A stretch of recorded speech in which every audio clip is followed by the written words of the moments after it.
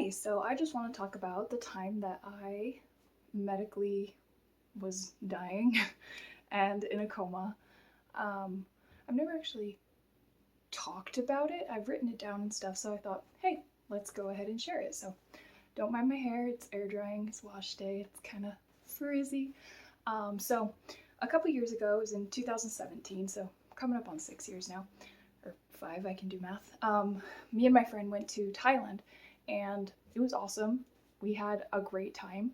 Um, we saw some really beautiful things. But on the second day, I believe it was the second day, I still feel so stupid when I talk about this. I I wasn't used to having a passenger on the back of the moped, and I just was dumb and I hit the curb really hard and it tipped the bike and it pinned our left legs, like, between the bike and the sidewalk. And it was like I could handle it. I just felt super bad because my friend, it also like gave her a little road rash on her knee. I guess road rash, that's the best way to explain it. It was like a pin, but and then a little cut on the foot. My foot was like, I still actually have a scar on my foot from it because it got really deep. So I was like, whatever, I'm in Thailand, I'm just gonna super glue it. My dad's one of those like fix it yourself Mexicans. I think he's even stitched himself before, but I was like, yeah, I can't do that. So I just put some super glue on it, was trying to be careful, and went about the trip. And we went to this really beautiful place called Khao, and honestly, top 3 most beautiful places I've ever been. And they think it was there when it happened. So there's this little microorganism called Leptospirosis, and it manifests in different organs. And mine happened to be in my lungs, so that's cool. But it can manifest into like a meningitis form, which I'm really glad that didn't happen to me. So when I got, well, the day before we flew home, I was feeling really sick, and I actually woke up and I was vomiting, and I was like, oh great, I got some kind of flu, right before we have a 18-hour flight ahead of us with all the legs and whatever. Dealt with it the best I could. When we got to California, I developed a cough, and it was a dry cough, but I was like, maybe I have pneumonia because just the way I was feeling, my body was so achy. And I got home, still feeling sick, but I was feeling a little bit better. So I don't know if it's just because I was home, but I was like, okay, cool. I'll just, nap, see how I feel tomorrow. And I was like, okay, I only have one more day off of work, and there's no way I can work feeling like this. Like I wasn't getting better. And my body was just hurting so bad, and it's because I was so cold. Like I was fevering pretty bad. And I was so cold, like my body was like doing this like tremor thing. And so my muscles would tense up, and then you know, it just it was like a workout basically. So my whole body just completely ached. And the next day, I think it was the next day, my days still are like hazy from there. But my cousin and my sister, I live with them, and they were actually like joking downstairs, like, "Ha, she's like dead up in her room," and we like have no idea. And then they were like, "Oh my gosh, what if she is?" So anyway, my cousin came and checked on me, and she's like, "Do you need me to like drive you to the doctor? What's going on?" And I was like, "You know what? I can't breathe." And when I started talking to her, I don't know if any of you guys have watched Malcolm in the Middle, but he has that friend Stevie, and I sounded like him. Like I would say a couple words, had to take a deep breath, exhale, say a couple more words, and it kind of like freaked me out to hear myself talk. And then I like, as I'm saying this to her, I'm like, I sound like Stevie, and she's like, okay, you like something's obviously wrong. And I was like, well, I'm gonna call my dad and see if he can take me to the hospital, because with the shortness of breath, I was like, they're gonna just send me to the ER. So I wasn't comfortable driving at that point because my body kept seizing up and just contracting, and the muscles, and I was just like, that's not safe, I don't think I can do it. So I called my dad, who had just had knee surgery. He has an artificial knee, and they like replaced some parts in it, and he was like, no, it's fine, like I can drive you. And so nice of him, because it was a clutch too. So thanks, Dad. So he drove me to the nearest hospital, and they did an x-ray, and the x-ray tech was like, whoa, do you have asthma? And I was like, no, why? And he's like, well, I can't say, I'm not a doctor, but there's definitely something here in your lungs. And I was like, okay. My uncle at that time was the administrator of that hospital, my dad's brother, and he came down and he was like, yeah, they're kind of freaking out. Like, we don't know what this is really crazy. And that kind of made me a little nervous, like to hear my uncle say that. But still, I was like, okay, well, whatever. I'm at the hospital now, so I guess I'm fine. And I should probably say, I don't know how I knew, but before I went to the hospital, I already knew I was dying. I don't, I don't know how to explain it, but like I was dying. I could feel it. It's the weirdest thing. And I never go to the doctor and I joke like, I won't go unless I'm dying. Well, that's how you know, I guess. But I was just like, I've never felt anything like this in my life. Like, I'm dying. But I was at the hospital, so I was like, okay, whatever, it will be fine. So, um, so yeah, I remember after the X-ray, my mom got there. For the longest time, I didn't remember my mom being there. But like after like a month or two from getting home, I was like, oh yeah, I remember now. Because I remember I started throwing up when she got there, and she like got something, maybe it was like a blanket or a towel or something, and I was like throwing up in it, and I had nothing left in me at this point because I had been throwing up so much and just like snacking on like crackers and stuff to try to like, you know. So I was like almost convulsing on the bed because I couldn't stop retching, but there was like nothing left. And I was just on the bed. Like I remember like kind of on my side because it was like draining out of my mouth. Sorry, that's really gross, but it was crazy. And then they were like, okay, we got to get her to Provo because the infectious disease doctor is there. And I was like, you're not taking me on an ambulance. Like, I'm not spending that money on an ambulance bill. I remember like complaining about it, and it's kind of funny to think about now because I'm literally dying, and I'm like, no, I'm not paying no ambulance bill. Like, this is America. Don't you know how expensive ambulances are? The doctor was like, if we deem it necessary, your insurance will cover it. And I was like thinking like they better. And then that's where it all starts kind of getting hazy because apparently they considered life flighting me at that point because my body just started shutting down. And I don't remember getting on the ambulance. I don't really remember that much being on the ambulance, but I remember like this very hazy memory of just like looking up and like I could see the EMTs. They were like talking to me, but I didn't realize where I was, what was going on. But I think like now that I can process it more, I think that's what that was. I was like seeing the EMTs in the ambulance. But that actually is where I kind of died. They ran out of oxygen on the ambulance. Yeah, I know. So my oxygen just it went to zero. Like I stopped breathing. I was dead. You know, they were putting oxygen on me. They were trying to like get me and keep me stable to the next hospital. And yeah, they ran out of oxygen. My body just continuously needed it. And as they were pulling into Provo,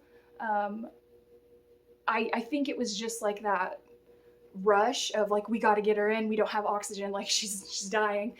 And they didn't secure the gurney in place. So when they got me off the ambulance, the gurney like collapsed and like fell off of it.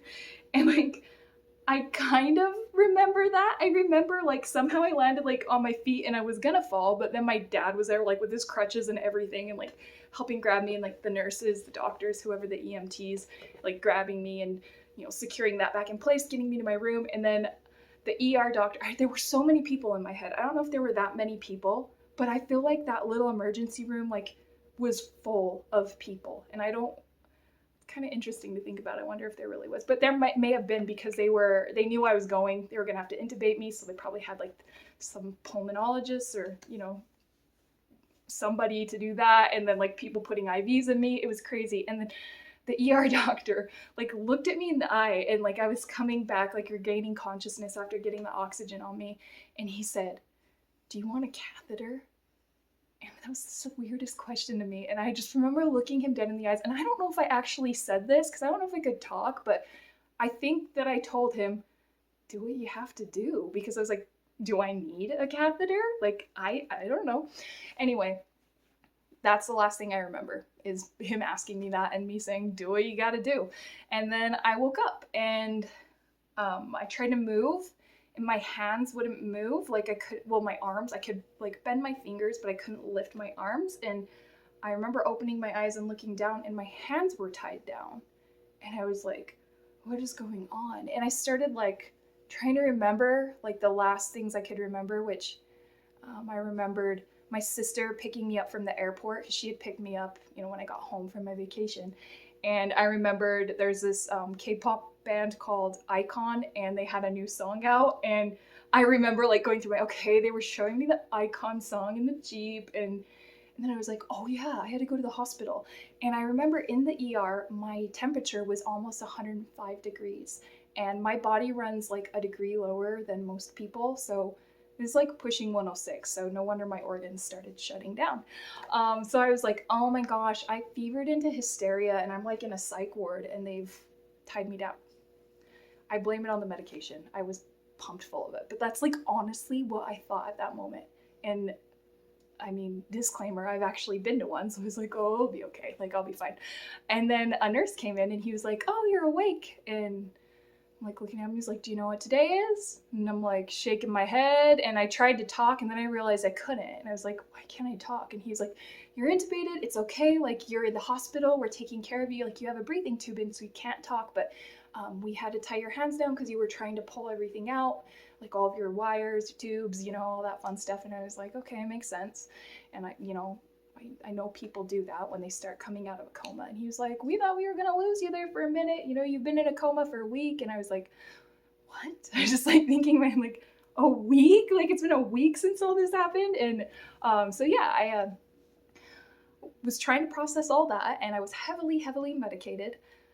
So it was just trying to make sense of it all. And he was like, tell him, you know, he's like, I can undo your hands if you can like nod your head and let me know you understand what's going on and you're not going to try to pull anything out. So I like nodded my head. He undid my hands and he was like, do you have questions for me? And I was like nodding my head, like, how am I going to ask? And he's like, 1 second. And he comes over. You guys, he was the nicest. He was the charge nurse there. And I wish I could remember his name off the top of my head. I'll probably remember it at some point as I'm going. He was so nice. So he comes over with this paper and it has like the alphabet on it. I'm like, yes, no, the alphabet. And so I was thinking in my head, still a part of me believed maybe I am in the psych ward and he's just telling me these things so I'll be calm. So I was thinking, if I really was in a coma, my mom would be here. And why isn't my mom here? Like that's like what like the reasoning, I don't know. Again, I was pumped full of medication. So I said, mom, ? And he's like, you know what? I can't believe she actually isn't here because she's been here. We've made her go home. She wouldn't leave. And we're like, there's nothing you can do. Like, there's nothing you can do. You need to go home and rest too. And so apparently she had been there that day, but she left when I woke up. So I'm like, if she would have been there, I probably would have like taken the info more at face value. But because like nobody I knew was in the room, I was just like, what's going on, you know? So I was like, okay, I guess that makes sense. And then he just started talking to me as he's like doing my vitals and like, you know, just making sure I was calm and let me know like, we don't know what's wrong yet. We're still trying to figure it out. The infectious disease doctor sent some samples to the lab. Your lungs are just full of blood. They've been draining. There's a tube down your intubation. So when you cough, we're gonna have to like get the stuff that you're coughing up. Worst feeling ever. It was like I'd start coughing, and then once I started coughing, it would like trigger more coughing, and they would like then my machine would make this beep that was in my dreams for like 2 years after. Oh, it was like a nightmare. They would come in and there was like this suction tube that would go down the intubation, I guess, and they would like suck up the stuff I was coughing up, like the blood, the mucus, and it would produce this deep tickle all the way in my chest, like the most unpleasant feeling that would then cause more coughing. Like it would just trigger more coughing because of like that deep tickle. And then I'd cough even more, and it would go on for a few minutes of them like turning me on my side, sucking it out, and like oh my gosh, it was so they couldn't take the breathing tube out. My lungs were too weak, and I was supposed to be sedated, but I could not stay asleep. They didn't really know why, and like every time the nurses would change out for their shift, they'd be like, poor thing, she still hasn't slept. And I'm just like laying there like, no, I haven't. Like every time I'd almost get to sleep, it's like I couldn't breathe on my own, right? So like I kind of could, but not. I think at that point I was on like 60% oxygen, so I would like forget to breathe. That's in my head, that's what I think I was doing, was forgetting to breathe as I would like drift off to sleep. So the intubation, would take over, it would breathe for me, and that would cause me to start coughing, and then they'd come in, they'd roll me on my side, they'd suck the stuff, it would start all over again. So honestly, I was not sleeping, and most people, when they're intubated, they're asleep or, medically induced coma or in a coma or during a procedure. And I wish that I could have been asleep for it, but I was not. And honestly, I can say that is the most unpleasant thing I have ever experienced in my life, is being intubated and awake. I was like that, I think, for like a week, maybe 5 days to a week. I was awake and intubated. I couldn't talk, would spell things if I need, and also my muscles atrophied because I don't know, body works in mysterious ways. My muscles atrophied from being in the coma, even though it was only like a week. And so I couldn't hardly move. So I'd have to my right side, it affected more. And my right lung was full of more blood than my left. So I don't know if it just impacted my right side more. I was doing everything with my left when I first came out of the coma, and they even said, hey, there's a chance he could be left-handed now. But it eventually, came back. My right foot will still drag when I get really tired. It's kind of weird, so I have to be careful so I don't trip. But I would instead of just using my left hand, for some reason, I would pick up my right wrist and then spell the words. I don't again, it must have been all the medication I was pumped with. But yeah, so it was crazy. And I knew this was going to happen because this is totally unscripted. I forgot what was that? Oh, so my muscles atrophied.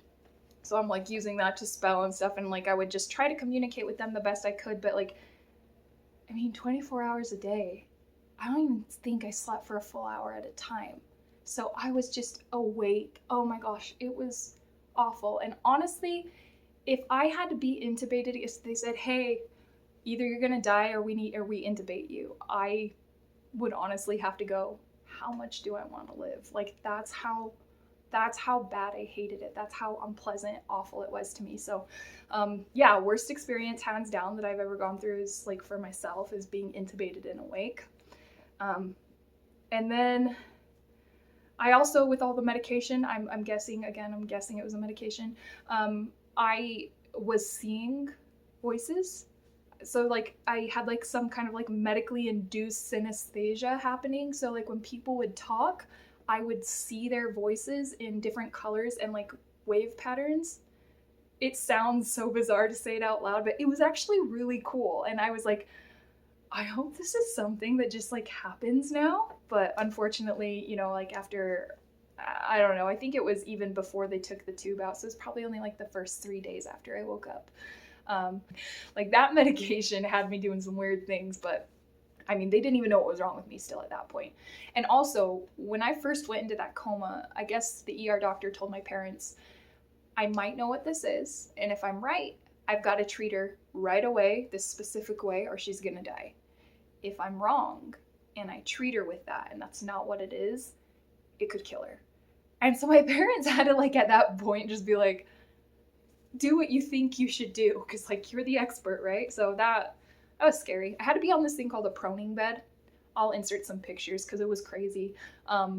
My lungs couldn't tolerate being on my back for very long because they were so full of blood, so this bed would rotate me in a circle. And my sister said there would be sometimes when I was face down that blood would just leak out of my mouth. So I don't know if you can see it. I still have a scar on my face, in this area here. The proning bed took a chunk out of my skin because the way my face would have to lay down against it. So yeah, they didn't waste any time with physical therapy. My muscles atrophied. I was still intubated. I had a catheter in. I had a bag of urine on me, and the physical therapists were all right, let's do this. Yeah. And I just, maybe I'll insert a picture because I know there's one. They stood me up, made me sit down, stood me, and I was just in my head, I was the first thing I'm gonna do when this tube comes out of my throat, I was so mad that they were making me do this, when I couldn't move, I couldn't breathe. But I'm thankful, obviously they know what they're doing, and it was helping me get a jump start on my movement back.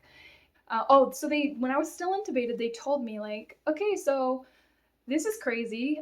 You're gonna be in here until at least mid-July. And I was like, well, what's the date? And they're like June 1st or something, you know? And I was like, couldn't say anything, couldn't even laugh. But in my head, I was going, there is no way I'm gonna be in this hospital until the middle of July. Like, no way. And I think it was that mentality from the very start that kind of helped push me to recover as quick as I did. Every time I would like do something new, they were just like, we don't know how she's already doing this. Like, she shouldn't, like, this shouldn't be where she's at by now. The proning bed is apparently like one of the last resorts that they put somebody on. So like, hey, I'm dying, I'm essentially dead, that I'm medically being kept alive right now. I couldn't live if they unplugged all of this. Yeah, they really expected me to be in there until at least mid-July, and I think it was the second week of June that I went home.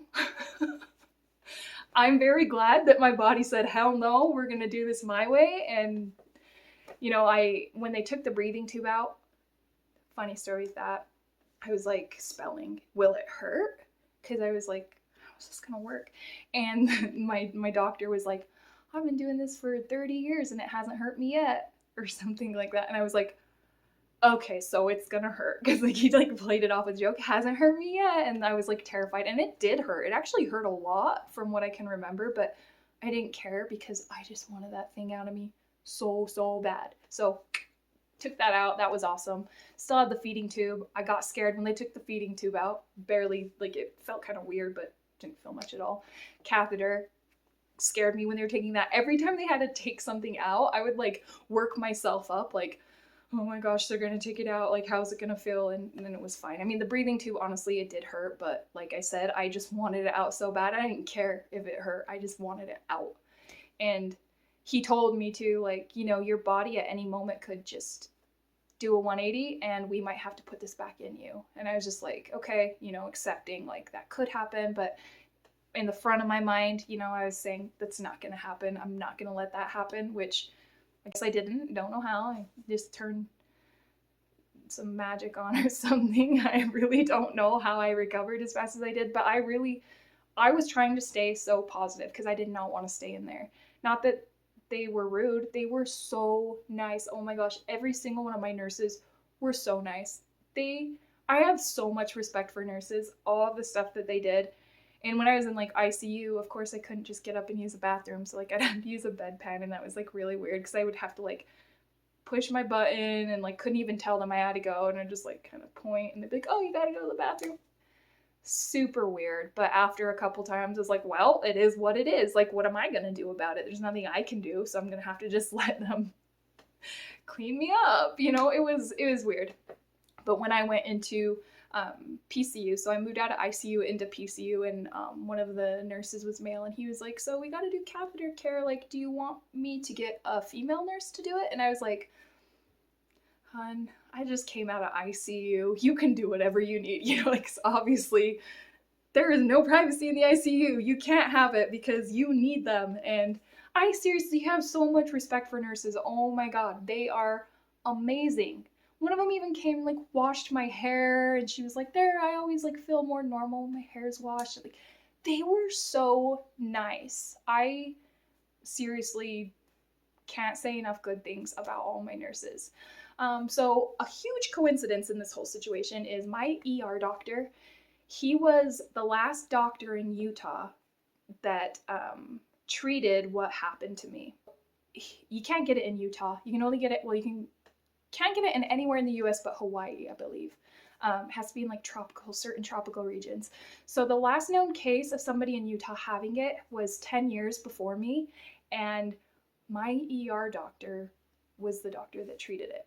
So huge coincidence, and that's why he told my parents, like, I think I know what it is. And coincidentally, again, that person that he treated, it also manifested in their lungs. I think I mentioned at the beginning, it can manifest basically in any organ. Theirs was the lungs. So we both had it in the lungs. And so my doctor, you know, kind of had a little heads up on what was going on. And he was convinced that's what it was. And the first time he sent the specimen to the lab, it came back inconclusive. So he sent it again. And I think it came back inconclusive the second time. The day they discharged me from the hospital, he came in and he let me know. That's what it is. We got a positive confirmation, like it's leptospirosis. So my official diagnosis was leptospirosis, severe pulmonary hemorrhaging. Yeah, there was lots of. My lungs were so full of blood. My right lung only had a pouch about this big of air, and the rest was blood.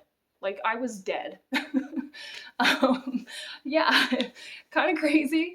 But yeah, physical therapy, you know, I would do that every day at the hospital. I started feeling better. I got my phone and I could listen to music to try to help me sleep. So when I was dying, essentially, I was listening to this song. There's this Japanese rock band called Bucktick, and they have this song called Jupiter, and it's one of the most beautiful songs I've ever heard. 10 out of 10 recommend dying to that song. If you're, you know, if you're in a position you can turn music on. Yeah, no, honestly, like I think that helped me feel calm when I knew I was dying was that song. And to this day, that song is just like one of my favorite songs ever. I'm glad it didn't like ruin it for me. It just made it even better. And so when I was in the hospital and I couldn't sleep, I would put that song on repeat and get a little bit of sleep in. And like my nurses probably got sick of that song because every time they came in at night, I was probably listening to that song. But yeah, it was definitely a calming song. And Jupiter by Bucktick, you should all check it out. It's such a beautiful song. Honestly, the physical therapy kind of sucked, but I knew I needed it. Duh. Maybe I'll insert some pictures here of me doing some physical therapy and trying to go up and down stairs, learning to eat, like all of the simple things. Like I couldn't just do them. I had to like really think about it and really focus. And it was crazy. And then they're like, let's have you choose your home health nurse for your discharge. And I was like, I'm trying to think of how old I was. I was 27 at that point, and I was like, home health nurse and I'm 27? This is wild. So they sent me home with a PICC line and all these antibiotics, and my sister like learned how to like give me the antibiotic. And I was very thankful for that she was willing to do that for me. She would get up at 4 a.m.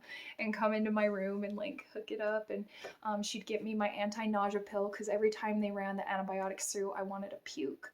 So I'd have to take an anti-nausea pill. I had a couple, you know, the home health nurses come in a couple times, and I started a fever one night and they were worried there could be an infection. So they called the infectious disease doctor and he said, let's take her PICC line out. We'll continue with oral antibiotics. So they took my PICC line out. Again, I was scared for that too, getting the PICC line out, but my cousin like filmed her, the nurse, like taking it out, and it was like I wanted to watch it, and I don't think I did. I think I started and then I was like, I can't. It was so weird. It felt like a rush of cold water, like from here all the way down my arm and then out. It was internal though. It was so weird. So yeah, I got back, I think no, I can't remember. I really can't remember. It was like the 20 something of May that I went back, but my rebirth day, I like to call it, is May 25th. So May 25th was the day that I went to the hospital, the day that I technically died, and you know, modern medicine kept me alive for a week. And yeah, I very quickly progressed from ICU to PCU to just the regular rooms. I don't know what that area is called. And I went home like the second week of June, as opposed to mid-July. I did have the FMLA. I was off of work until August, so that was wild. It was being like a kid again. I had summer off, kind of. So that's pretty cool. My sister set up a GoFundMe with my cousins, two of my cousins, and I am extremely thankful for that because I would probably still be in debt now if I didn't have that, because then my car engine blew up like right after I got like released from the hospital. Well, not right after, it was when I was driving again. So like I had to get a new car too, and then I had all these medical bills. So super thankful for my sister and cousins for that. And then some of my family put together like a benefit yard sale, raised some money for me. And honestly, like if the US sucks so bad for health insurance, it really does. because I have health insurance and it covered a lot, you know, but it didn't cover a lot. I think out of pocket I paid about 20 grand. And insurance covered the rest, which was almost $250,000.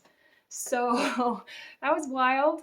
That proning bed was very expensive, but my insurance covered most of that. It was the first hospital that I started at that I ended up with quite a bill from because they were out of network for me.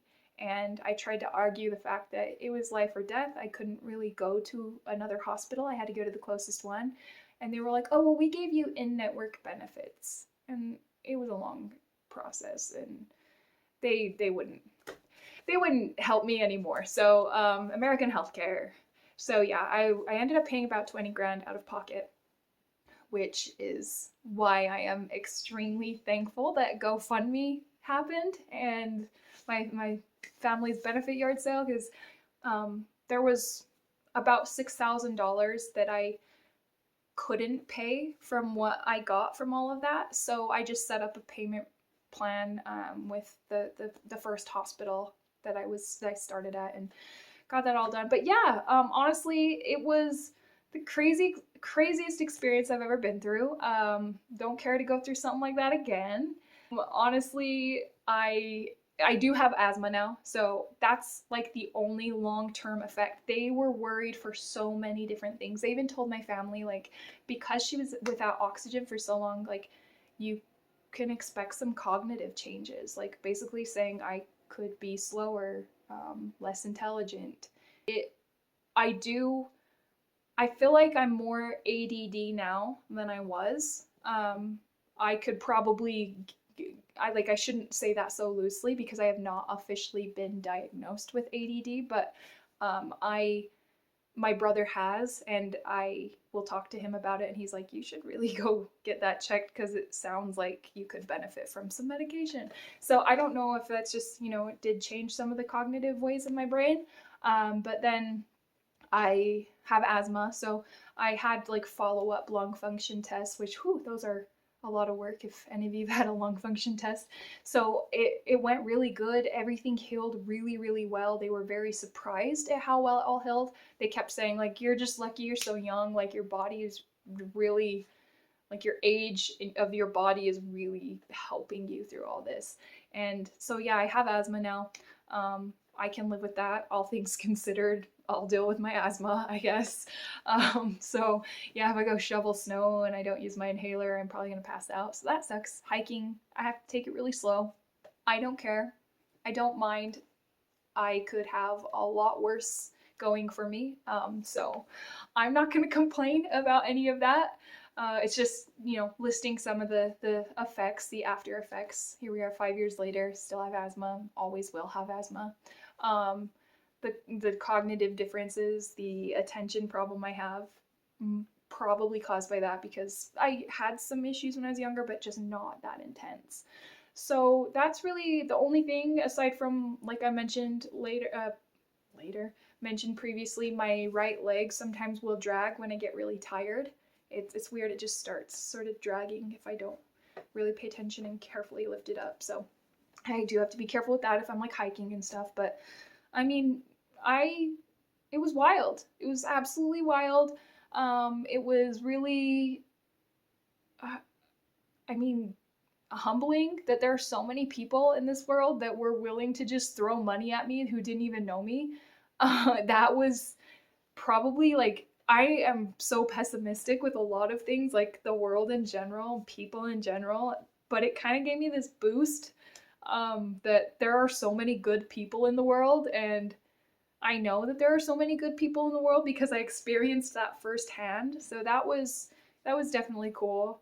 And yeah, I just wanted to share this. I don't know if I forgot anything. If I did, I'll just probably go add it back in or something. Yeah, feels really weird talking to a camera like this. I don't do videos like this. When I make videos, I record my voice over, so feel really weird, kind of vulnerable, sitting in front of the camera with my probably frizzy, just washed, air drying hair. And yeah, if anybody has questions about any of it, feel free to ask me, and I guess until next time.